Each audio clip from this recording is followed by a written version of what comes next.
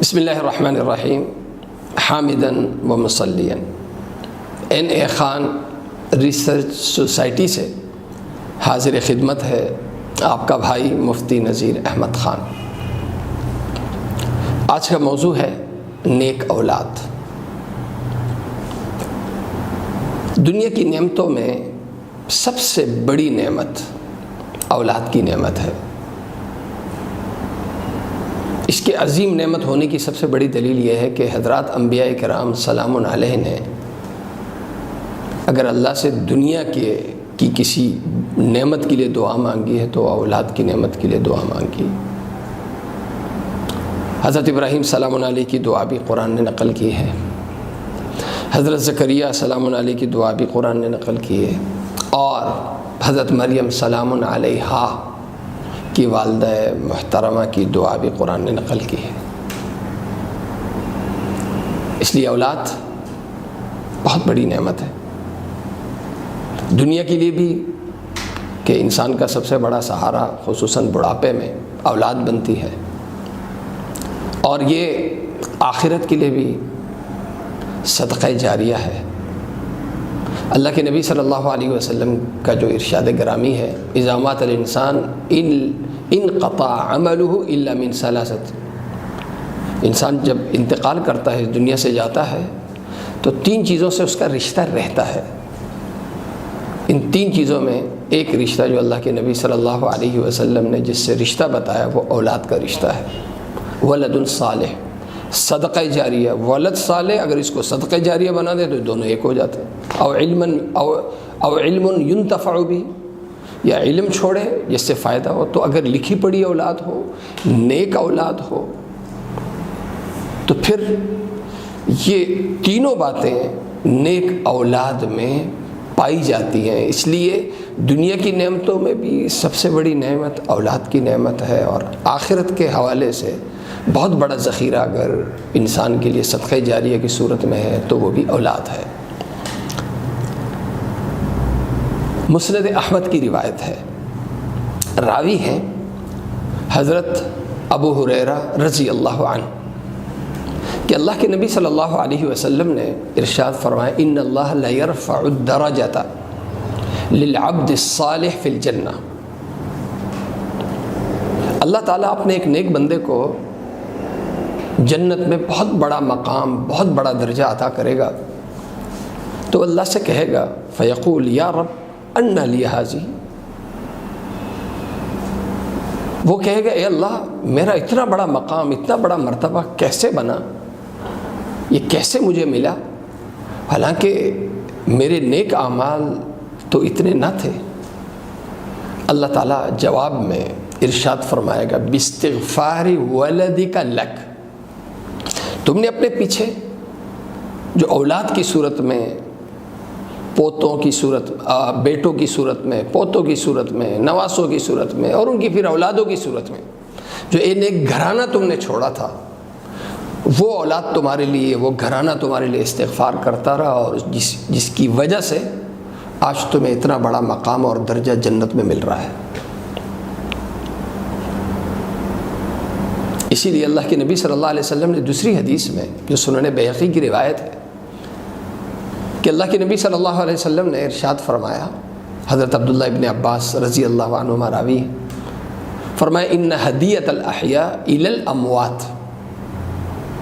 الاستغفار، بہترین تحفہ جو ایک زندے کی طرف سے مردے کو ملے، مرحوم کو ملے، وہ بہترین تحفہ کیا ہے؟ استغفار ہے۔ اور اللہ کے نبی صلی اللہ علیہ وسلم نے یہ بھی فرمایا، اور یہ روایت مسند احمد اور سنن نسائی دونوں میں موجود ہے، کہ اللہ کے نبی صلی اللہ، اور راوی ہیں حضرت عبداللہ بن یسر، اللہ کے نبی صلی اللہ علیہ وسلم نے ارشاد فرمایا، طوبی لمن وجد فی صحیفتہ استغفارا کثیرا، قیامت کے دن خوش قسمت ترین آدمی وہ ہوگا جس کے اعمال نامے میں سب سے زیادہ استغفار ہوگا۔ اب ان احادیث کی روشنی میں ہم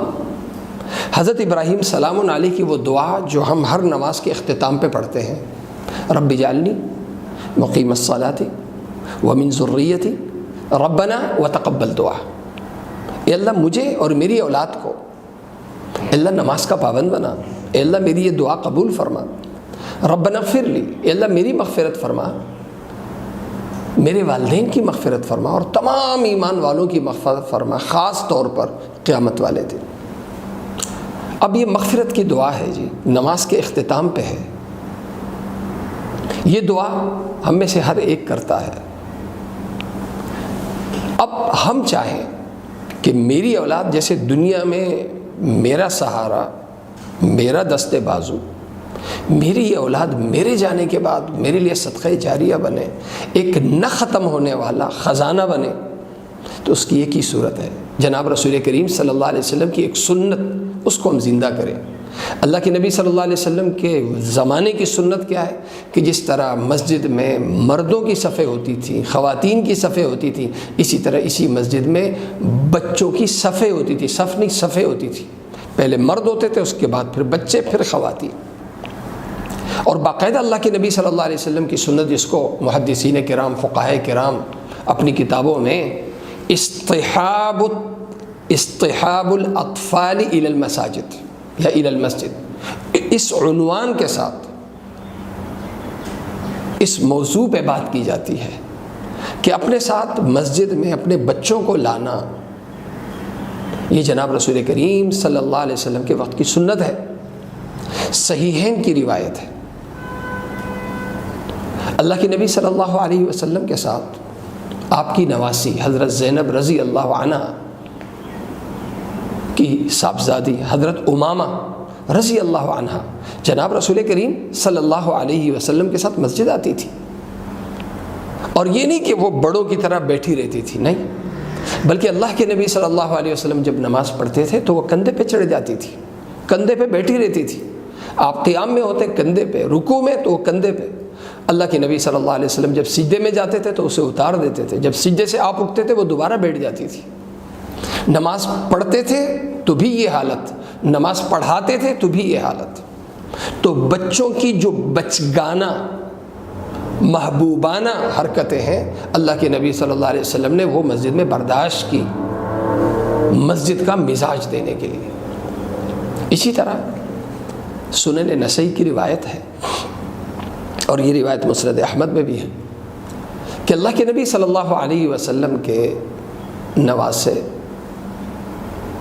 حضرات حسنین، حضرت حسن حضرت حسین رضی اللہ عنہما، جناب رسول کریم صلی اللہ علیہ وسلم کے ساتھ مسجد آتے تھے، اور جب آپ سجدے میں جاتے تھے تو یہ دونوں اللہ کے نبی صلی اللہ علیہ وسلم کی کمر مبارک پہ چڑھ جاتے تھے۔ اللہ کے نبی صلی اللہ علیہ وسلم جب سجدے سے اٹھتے تھے تو یہ اتر جاتے تھے۔